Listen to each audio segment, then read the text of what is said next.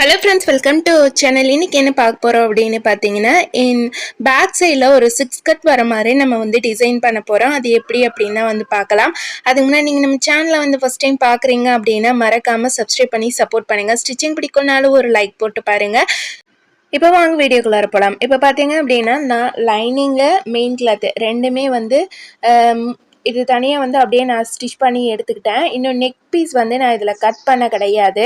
இந்த டிசைன் நீங்கள் செலக்ட் பண்ணுறீங்க அப்படின்னா ஒரு 1/2 இன்ச்சாவது 1 இன்ச்சாவது கீழே இறக்கம் வந்து எக்ஸ்டெண்ட் பண்ணிக்கோங்க.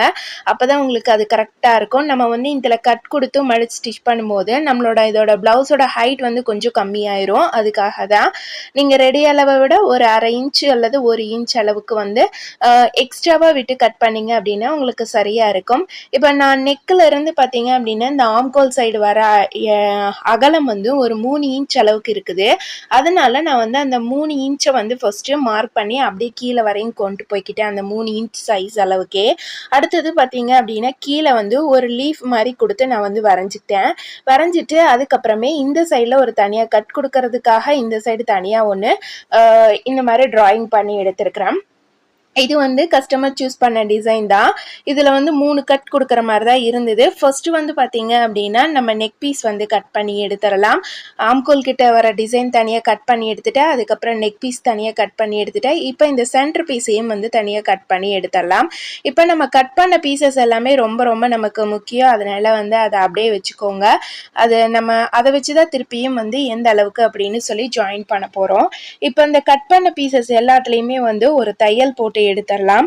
ஏன்னா லைனிங்கும் மெயின் கிளாத்தும் வந்து நகர்ந்துருக்கும் அப்படிங்கிறதுனால. இது நெட் ஃபேப்ரிக் அப்படிங்கிறதுனால எனக்கு கொஞ்சம் லூஸ் கொடுத்துக்கிட்டே தான் இருந்தது. நம்ம நார்மலான கிளாத்தாக இருந்திருந்தால் அவ்வளோ அளவுக்கு வந்து எனக்கு இந்த மாதிரி வந்து இழுத்துட்டு இருக்கிற மாதிரி வந்து வந்திருக்காது. கொஞ்சம் அங்கங்கே வந்து இழுத்துட்டு வந்த மாதிரி இருந்தது. அதை கொஞ்சம் பிரிச்சுட்டு தான் வந்து கரெக்டாக ஸ்டிச் பண்ணுற மாதிரி இருந்தது.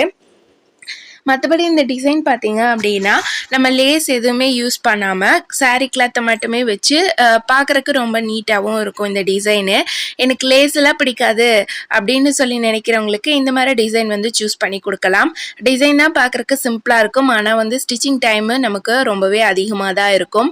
அடுத்தது மேலே பார்த்தீங்க அப்படின்னா இந்த இடத்துல கொஞ்சம் நமக்கு பிசுறு தெரியாமல் இருக்கணும், நம்ம பைப்பிங் வச்சு அட்டாச் பண்ணுறப்ப பிசுறு தெரியாமல் இருக்கணும் அப்படிங்கிறதுக்காக அது ஒரு ஃபோல்டிங் வந்து ஒரு 1/4 இன்ச் அளவுக்கு நான் வந்து மடித்து ஸ்டிச் பண்ணிட்டேன். இப்போ சாரியிலிருந்து கொஞ்சமாக கிளாத் கட் பண்ணி எடுத்துருக்கிறேன். அந்த கிளாத்தில் நம்ம இப்போ கட் பண்ணோம் இல்லைங்களா ஆம்கோல் கிட்ட, அதை வந்து நம்ம இதில் அட்டாச் பண்ணிடலாம். நான் சாரியோட கிளாத்தை மெயின் பக்கம் கரெக்டாக நான் இந்த மாதிரி வச்சுட்டு இப்போ சுற்றியும் வந்து தையல் போட்டு எடுத்துக்கிறேன். நான் அப்படியே வந்து கண்டினியூவாக இதில் வந்து பார்த்தீங்க அப்படின்னா லைனிங்கும் இருக்குது, மெயின் கிளாத்தும் இருக்குது, அதோட நம்ம எக்ஸ்ட்ராவாக டிசைனுக்கு வைக்கிற கிளாத்தும் இருக்குது. இந்த 3 கிளாத்தையுமே வந்து நான் அப்படியே அட்டாச் பண்ணிடுறேன். ஒட்டுக்காவே வச்சு ஸ்டிச் பண்ணி எடுத்துக்கிறேன். ஏன்னா நமக்கு இதுக்கு கேன்வாஸ் கொடுக்கல, கொஞ்சம் ஸ்டிஃபாகவும் இருக்கும் இந்த மாதிரி 3 கிளாத்தும் கொடுக்குறப்ப. இப்போ இதை வந்து அப்படியே எடுத்துட்டு கட் பண்ணி இந்த ஓரங்கள் எல்லாத்துலேயுமே வந்து கட் பண்ணி விட்டுட்டு நம்ம இதுக்கு பைப்பிங் தான் கொடுக்க போகிறோம்.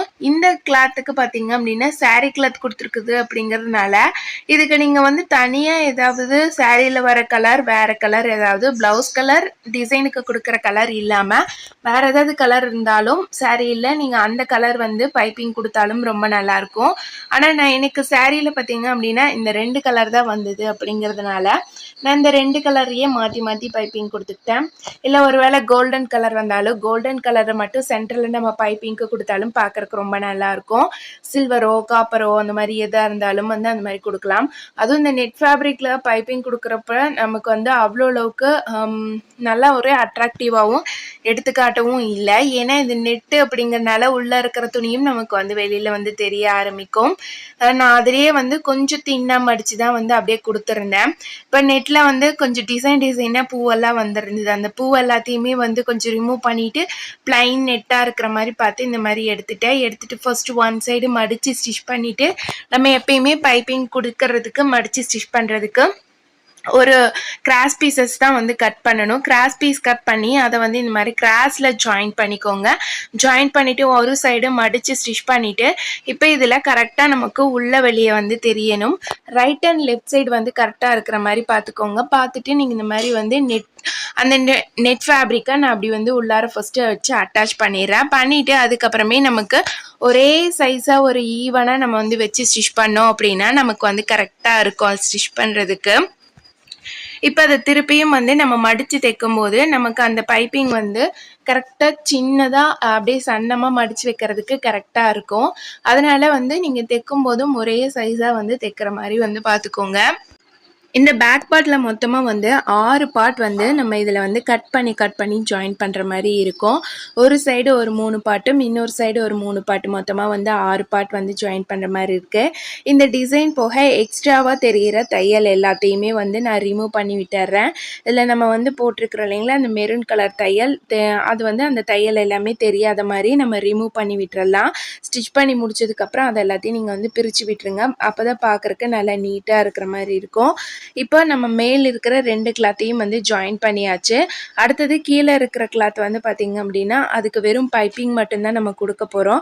அதனால் கிராஸ் பீஸ் வந்து அதுக்கு நான் வந்து அது இந்த கலரில் இருக்குது, மெரூன் கலரில் இருக்குது அப்படிங்கிறதுனால சாரீ கிளாத்லேருந்து வந்து பைப்பிங் வந்து கட் பண்ணி எடுத்துக்கிறேன். அந்த பைப்பிங்கை நம்ம இதுக்கு வந்து வச்சிடலாம். அதே மாதிரியே கிராஸ் பீஸ் கட் பண்ணி ஒரு லென்த்தியாக இருக்கிற மாதிரி கட் பண்ணி ஒன்ஸ் அதை கிராஸில் ஜாயின் பண்ணிவிட்டு நமக்கு இதுகளை வந்து கிராஸ் பீஸ் வந்து அதிகமாக வந்து தேவைப்படும். இப்போ இந்த இடத்துல ஒரு சைடு வந்து பார்த்திங்க அப்படின்னா நான் மடித்து அப்படியே ஸ்டிச் பண்ணிட்டேன். நமக்கு பைப்பிங் வராத பக்கம் அதை வந்து அப்படியே மேலே வச்சு நம்ம அட்டாச் பண்ணுறது தான். இப்போ நான் இடுப்பு பகுதியிலேருந்து கீழ் பக்கத்துலேருந்து அப்படியே மேலே வரையுமே வந்து அந்த இது முடிகிற வரையுமே பைப்பிங் கொடுத்து தான் வந்து ஸ்டிச் பண்ணியிருக்கேன். இந்த வளைவு வர இடத்துல மட்டும் கரெக்டாக நம்ம கொஞ்சம் நிறுத்தி அதை வந்து ஃபோல்டிங் பண்ணி இந்த சைடில் எடுத்து வச்சிட்டோம் அப்படின்னா நமக்கு வந்து அது சரியாக இருக்கும். ரொம்ப ஈஸியாக நம்ம வந்து இதை ஸ்டிச் பண்ணி முடிச்சிடலாம். ஒரே சைஸாக பைப்பிங் கொடுத்தோம் அப்படின்னா பார்க்குறக்கு ரொம்ப அழகாக இருக்கும். இது எல்லாமே வந்து ஸ்டிச் பண்ணி முடிச்சதுக்கப்புறம் டபுள் ஸ்டிச்சஸ் வந்து நம்ம இதில் போட்டுடலாம். ஏன்னா இதெல்லாம் கட் பண்ணி ஸ்டிச் பண்ணியிருக்கோம் அப்படிங்கிறதுனால ஒரு டபுள் ஸ்டிச்சஸ் நல்லாவே ஸ்ட்ராங்காக போட்டோம் அப்படின்னா நமக்கு பிரியறதுக்கு வாய்ப்பு இருக்காது. இப்போ இந்த இடத்துல இருந்து பிரித்த 2 பீசஸையும் நம்ம இதில் வச்சு அட்டாச் பண்ணிடலாம். பாருங்கள், நான் வந்து சேம் அதே அளவில் ஒரு 1/4 இன்ச் அளவுக்கு மட்டும்தான் வந்து இதை அப்படியே வந்து வச்சு தைச்சிருக்கிறேன். அப்போ 1/4 இன்ச் மொத்தமாக வந்து நமக்கு 1/2 இன்ச் வந்து நம்ம ரெடி அளவில் இருந்து குறையிற மாதிரி இருக்கும். அந்த 1/2 இன்ச் மட்டும் நம்ம எக்ஸ்டெண்ட் பண்ணிக்கணும். இப்போ 2 சைடுமே அதே மாதிரி ஜாயின் பண்ணி விட்டுட்டு இப்போ சென்டர் பீஸ் வந்து நம்ம இதில் ஜாயின் பண்ண போகிறோம். சென்டர் பீஸ் ஜாயின் பண்ணுறதுக்கு இது கொஞ்சம் எக்ஸ்ட்ராவாக கிளாத் வேணும் அப்படிங்கிறதுனால ஒரு லைனிங் கிளாத்தும் அடியில் கேன்வாஸ் அதுக்கப்புறம் மெயின் கிளாத் கொடுத்து ஃபஸ்ட்டு வந்து ஒரு ஸ்கொயர் ஷேப்பில் நான் இந்த மாதிரி வந்து ஸ்டிச் பண்ணி எடுத்துக்கிட்டேன். இப்போ நம்ம கட் பண்ண பீஸை இதில் வச்சு எந்த அளவுக்கு வந்து ஹைட் வந்து வருது அப்படிங்கிறத பார்த்துட்டு எந்த மாதிரி டிசைன் வந்து அந்த லீஃப் வருது அப்படிங்கிறத பார்த்துட்டு அந்த அளவுக்கு கட் பண்ணி எடுத்துக்கிறேன். இப்போ இதில் சென்டராகவும் வந்து அப்படியே கட் கொடுத்துட்றேன். இப்போ இதை நம்ம வந்து திரும்பவும் பைப்பிங் கொடுத்து தான் வந்து ஸ்டிச் பண்ண போகிறோம். நெட் கிளாத் வச்சு நம்ம பைப்பிங் கொடுத்து இதில் அட்டாச் பண்ணிக்கலாம். இந்த வளைவு வர இடத்துல கரெக்டாக லீஃப் மாதிரி கொண்டு வந்துடணும்.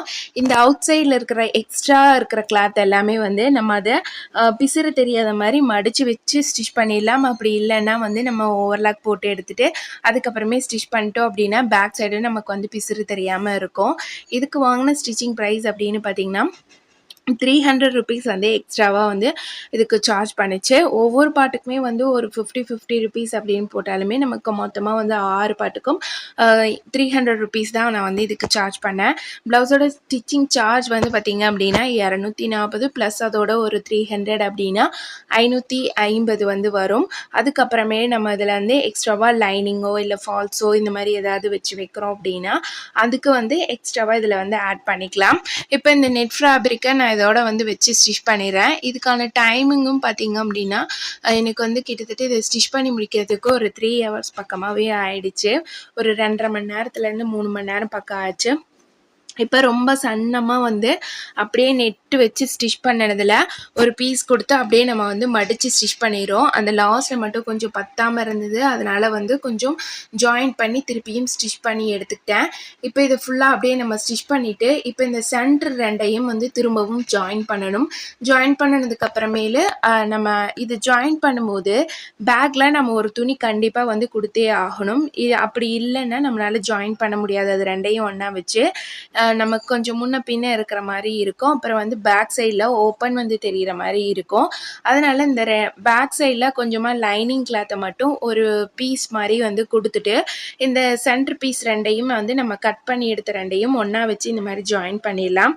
ஜாயின் பண்ணி எடுத்ததுக்கப்புறமேலு இந்த மாதிரி பீஸ் வந்து நான் கொஞ்சோண்டு கிளாத் கட் பண்ணி அதை மடித்து கொஞ்சம் ஸ்டிஃபாக இருக்கணும் அப்படிங்கிறதுக்காகவும் பிசுறு எதுவும் தெரியாமல் இருக்கணும் அப்படிங்கிறதுக்காக இந்த சென்டர் பீஸ் ரெடி பண்ணி இந்த பேக்கில் கொடுத்து ஃபஸ்ட்டு இது ரெண்டையும் வந்து ஜாயின் பண்ணி எடுத்துக்கிறேன். அதுக்கப்புறம் அவுட்டர் வந்து ஃபுல்லாக தையல் போட்டு எடுத்துகிட்டு அந்த எக்ஸ்ட்ரா இருக்கிற கிளாத் எல்லாமே வந்து கட் பண்ணி விட்டுறேன்.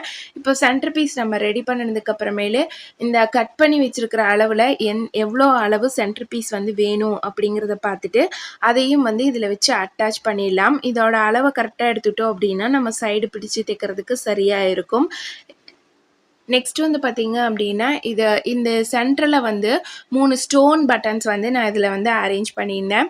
ஏன்னா ரொம்ப எம்டியாக இருக்குது அப்படிங்கிறதுனால ஒரு கொஞ்சம் பார்க்குறக்கு நல்லா இருக்கட்டும் அப்படின்ட்டு ஒரு 3 ஸ்டோன் பட்டன் வச்சுருந்தேன்.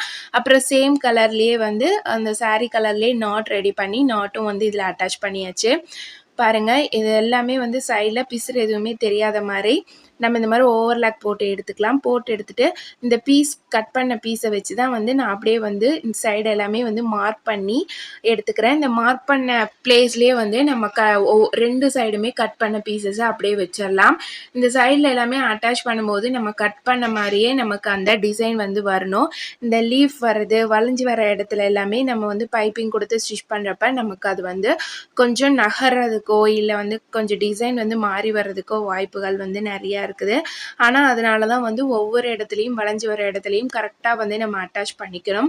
2 சைடுமே வந்து கரெக்டாக வருதா அப்படிங்கிறத ஒரு தடவை செக் பண்ணி பார்த்துட்டு ஃபஸ்ட்டு வந்து ஒரு சாதாரணமாக ஒரு தையல் போட்டு எடுத்துகிட்டு கரெக்டாக இருக்கா அப்படிங்கிறத செக் பண்ணி பார்த்துட்டு அதுக்கப்புறம் வந்து இன்னும் 2 ஸ்டிச்சஸ் வந்து நம்ம வந்து நல்லா ஸ்டிஃபாக வந்து போட்டு விட்டுடலாம். அப்போ தான் நமக்கு வந்து எதாவது மிஸ்டேக் பண்ணியிருந்தாலும் பிரிக்கிறதுக்கும் ரொம்ப ஈஸியாக இருக்கும். 2 சைடுமே வந்து வச்சு பார்த்துட்டு அப் அண்ட் டவுன்ஸ் ஏதாவது வருதா, நெக் ஷேப் எல்லாமே கரெக்டாக இருக்கா அப்படிங்கிறது எல்லாமே செக் பண்ணி பார்த்துக்கோங்க. இதுக்கப்புறம் இதுக்கு நான் நாட் மட்டும் ஒன்று ரெடி பண்ணிவிட்டு அந்த சென்டரில் 3 ஸ்டோன் பட்டன் மட்டும் வச்சுட்டேன். அப்படியே வந்து டபுள் ஸ்டிச்சஸ் வந்து போட்டு விட்டுட்டேன். அப்போ தான் நமக்கு இன்னுமே நல்லா ஸ்டிஃபாக இருக்கும் அப்படின்ட்டு. ஃபைனலாக பார்த்தீங்க அப்படின்னா இதோட பேக் சைடு ஸ்டிச்சிங் ஒர்க் எல்லாமே வந்து ஃபினிஷ் பண்ணியாச்சு. இதோட ஸ்லீவுமே பார்த்தீங்க அப்படின்னா எல்போ ஸ்லீவ் மாதிரி கொடுத்துருந்தாங்க. இதுக்கு ஒரு ஹிப் பெல்ட்டும் கொடுத்துருந்தாங்க இந்த சாரீக்கு. சாரீ ஃபுல்லாகவே வந்து இந்த டிஷ்யூ சாரீ மாதிரி தான் இருக்கும். இந்த பேக் சைடில் இருக்கிற துணி வந்து கொஞ்சம் வெளியில் தெரியாத மாதிரி நல்லா நீட்டாக மடித்து அதையும் வந்து ஒரு எம்மிங் பண்ணி விட்டுட்டேன். நமக்கு அந்த துணி தூக்காமல் இருக்கணும் அப்படிங்கிறதுக்காக. இப்போ இதோட ஒர்க் எல்லாமே வந்து கம்ப்ளீட் பண்ணியாச்சு. ஃபைனலாக இதுதான் இதோட அவுட்லுக்கு. இந்த 3 பட்டன்ஸுமே வந்து நம்ம நல்லா நூல் போட்டு த்ரெட் போட்டு கட்டி எடுத்துட்டோம் அப்படின்னா நமக்கு நல்லா ஸ்டிஃபாக நிற்கும். இந்த வீடியோ உங்களோட ஷேர் பண்ணலாம் எனக்கு ரொம்ப வந்து ஹாப்பி. நெக்ஸ்ட் வீடியோவில் பார்க்கலாம் ஃப்ரெண்ட்ஸ். தேங்க்ஸ் ஃபார் வாட்சிங்.